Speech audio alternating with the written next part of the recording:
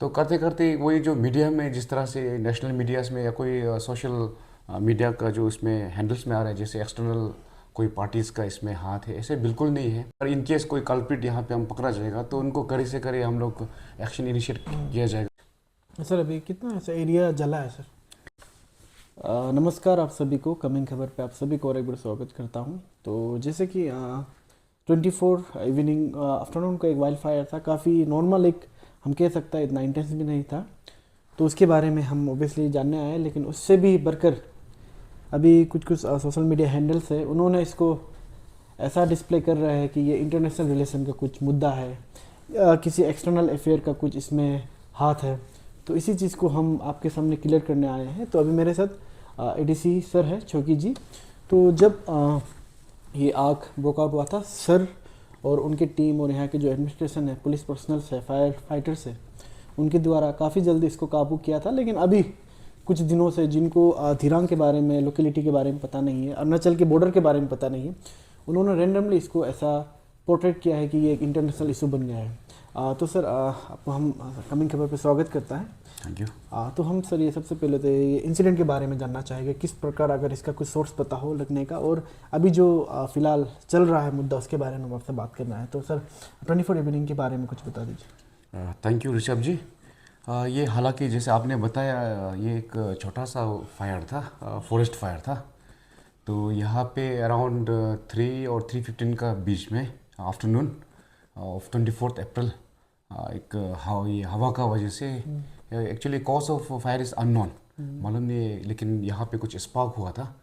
तो हमको जो इन्फॉर्मेशन मिलने का साथ साथ हमने फुल्ली एक्टिवेट करा दिया हमारा जो पुलिस टीम, फिर पैरामिलिट्री फोर्सेस, एसएसबी, आईटीबीपी, और फिर आपके यहाँ के जो नियर बाय आर्मीज है, सबको हमने मतलब इंटीमेट करा दिया। एंड हमारा deputy commissioner Bomdila, SP Bomdila और जो डीडीएमओ है, सभी को हमने मतलब एक्टिवेट करा दिया।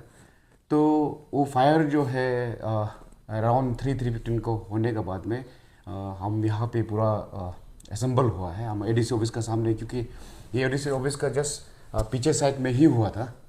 तो वो फायर जो, क्योंकि काफ़ी यहाँ पे जो वेदर जो है काफ़ी ड्राई है, ऑलवेज इट्स सनी, तो यहाँ रेन नहीं होने के कारण, और इट वाज वेरी विंडी, तो जिसका कारण जो है फायर बहुत जल्दी से पकड़ लिया।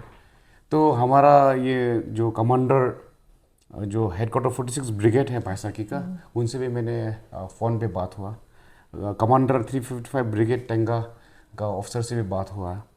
और हमारा जो सामने में हमेशा जिस तरह से जो आपका पैरामिलिट्री फोर्सेस है दिरांग में ऑलरेडी स्टेशन है, 38 BN SSB दिरांग और 4th BN ITBP दिरांग, दोनों कमांडेंट साहब से मैंने बात किया। एंड इन लोगों का रिस्पॉन्स वॉज वेरी प्रॉम्प्ट।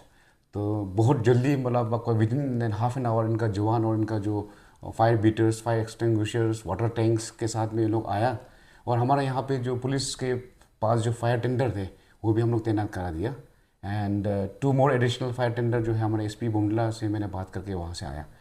तो ऐसे करके आपका 24 अप्रैल 2025 में हमने जो फायर को काफ़ी अराउंड 150 to 200 मीटर्स का हम लोग दायरे पे जो इनहेबिटेंट्स है वहाँ से हम लोग फायर आने नहीं दिया। तो वहाँ पे ह्यूमन चैन लगाया।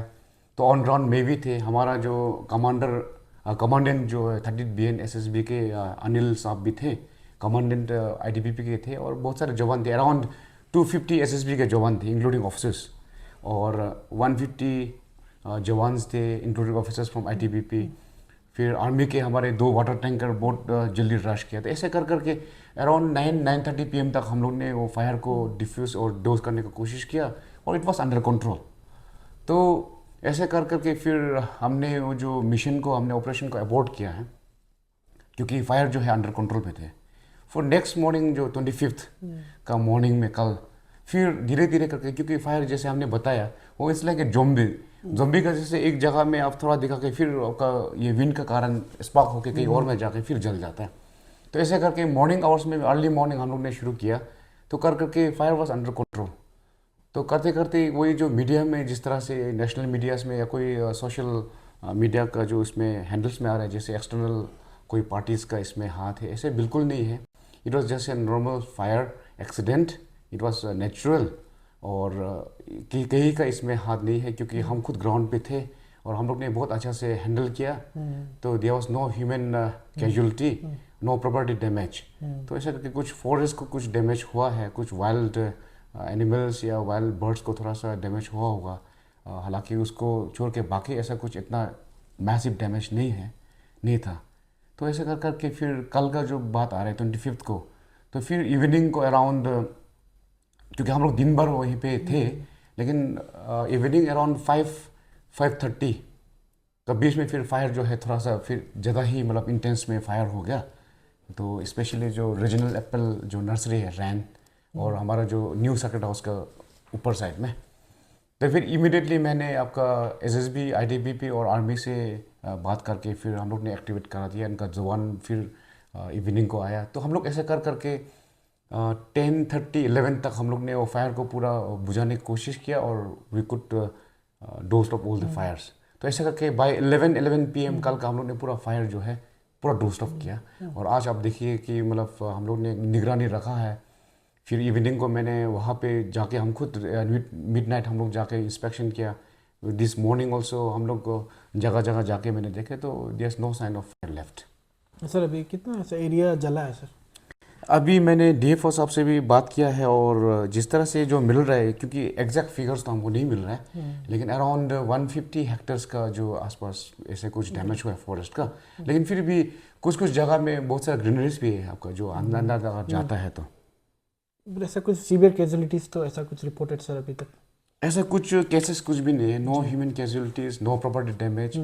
और यहाँ पे ये विंटर में, स्पेशली विंटर और ये जो ड्राई सीजन में इस तरह का फायर यहाँ पे मतलब अक्सर देखा जाता है। तो वो एक ऐसा ही फायर था, लेकिन जो कॉज जो अननोन है, हम जैसे बताया आपको हम, लेकिन फिर भी मैंने इन्वेस्टिगेशन एक बोर्ड बनाया है, जिसमें एक हमारा जो एडमिन ऑफिसर का चेयरमैनशिप में जाके इसका इन्वेस्टिगेशन करेगा, और इसका फाइंडिंग्स के ऊपर में वो लोग देखेंगे।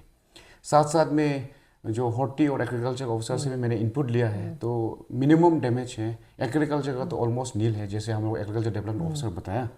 हॉर्टी का कुछ कुछ प्रोडक्ट्स थोड़ा सा मिनिमल डैमेज है, और फॉरेस्ट का जितना जो एक्सटेंड जो डैमेज हुआ है, तो मैंने डीएफओ साहब से बात करके उनको वही बताया कि वो आपका अपना जो प्रोटोकॉल्स है, जो अपना जो जिस तरह से आफ्टर जो फायर का इंसिडेंट होने के बाद में इन लोगों का जो एफोरेस्टेशन का करना या कुछ कुछ अपना प्रोटोकॉल्स हो रहे हैं, तो उसका मुताबिक करके कार्रवाई करने के लिए मैंने बता दिया है। सर पर आज 26 इवनिंग का अभी का अपडेट क्या है सर? अभी जो फॉरेस्ट फायर जो है, अभी फॉरेस्ट फायर जो है, जैसे मैंने बताया, कल जो 25 of evening by 11 it was fully doused off. अभी कुछ नहीं है sir? There is no sign of fire. अभी फायर पूरा ख़त्म है।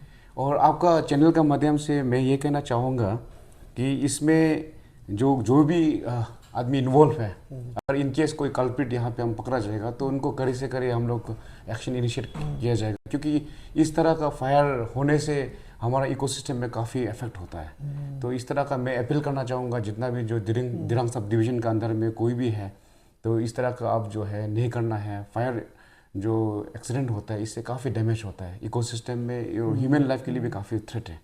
और हमारा यहाँ के जो विधायक हैं, माननीय Phoolpat Singh sir, honourable MLA Dirang जो है, उनका भी, वो खुद भी स्टेशन पे थे, तो उनका हमेशा कोऑर्डिनेशन था। वो खुद हमको यहाँ पे फ़ोन में मतलब बराबर पूछता रहा कि इसका बारे में कैसा है, और lot of logistic support was also provided by honourable MLA Phoolpat साहब। हाँ तो सर रिसेंटली एक पहलगाम इंसिडेंट हुआ काफ़ी, तो मैंने कहीं पढ़ा था कि इसको कहीं ना कहीं वहाँ भी लिंक कर रहा है कि जो दो एक्सटर्नल बॉडीज है वो मिलके इसको कर रहा है। तो ओवरऑल एक मैसेज, अब जो जनता इनोसेंट है, जो सोशल मीडिया को इतना क्रॉस चेक नहीं करता, उनके लिए आप क्या मैसेज देना चाहेंगे? जो दिरंग जो वाइल्ड फायर था सर, जैसे मैंने इनिशियली बताया कि ये दिरंग जो fire incident, it was a normal fire incident because of windy and dry season, तो थोड़ा सा बढ़ गया था। और जिस तरह से वीडियोग्राफी में प्रोजेक्शन दिया, तो बहुत डरवाना था इमेज जो है, वीडियो क्लिप जो। लेकिन हम लोग ऑन ग्राउंड थे 24/7 ऑलमोस्ट, तो ग्राउंड पे जितने थे उतना वीडियो में जो देख रहा था उतना नहीं था। हालांकि थोड़ा कुछ बीच बीच में हवा जो है होने के कारण फायर जो इंटेंस था। लेकिन जो इंसिडेंट आपका जो कश्मीर में हुआ, तो that's a totally different incident. और यहाँ का जो है, मैंने बताया, यहाँ पे कोई किसी एक्सटर्नल पार्टीज़ का इसमें इन्वॉल्वमेंट या कॉन्स्पिरेसी का ऐसे कुछ भी नहीं है। इट वॉज जैसे नॉर्मल फायर एक्सीडेंट, और हम लोग ने इसको वैसे 200 पे किया है। और देखा जाएगा तो हमारा बॉर्डर जो है, इंटरनेशनल बॉर्डर जो तवांग डिस्ट्रिक्ट में है, तो it's more than 200 kilometres away from Dirang. तो इसमें कोई क्वेश्चन नहीं उठता कि ये कोई किसी पार्टी का इसमें इन्वॉल्वमेंट है। कोई पार्टी का इन्वॉल्वमेंट नहीं है। और जितने भी सोशल मीडिया जो देख रहा है, हैंडल्स कर रहे हैं, उनसे मैं विनती करूँगा कि इस तरह का फॉल्स न्यूज़ आप बिना इसमें रिसर्च करके, बिना लोकल जो यहाँ के जो ऑन ग्राउंड है उनको पूछे, इस तरह का नहीं फैलाना है। क्योंकि जिसके कारण एक मिस इन्फॉर्मेशन चला जाता है, आदमी के बीच में एक पैनिक क्रिएट करता है और आदमी का अंदर में जो है एक सिलसिला मचाया जाता है। तो उस तरह का जो है फ्रीडम ऑफ एक्सप्रेशन है, स्पीच है, कॉन्स्टिट्यूशन में दिया है, लेकिन उसका अंदर में दायरे में लेके हम लोग को करना है। तो हम भी अपील करना चाहेंगे कि जो भी सोशल मीडिया हैंडल इसको पब्लिश कर रहे हैं, स्पेशली जिनको जोग्राफिकल एरिया पता नहीं है, तो आप लोग बिना जाने कुछ भी ऐसा पोस्ट मत करिए। ऑब्वियसली अरुणाचल जो हम बॉर्डर शेयर करता है, तो आपका एक पोस्ट जो इनोसेंस है उसको प्रोवोक करेंगे, इमोशनली उनको डैमेज करेंगे। Thank you.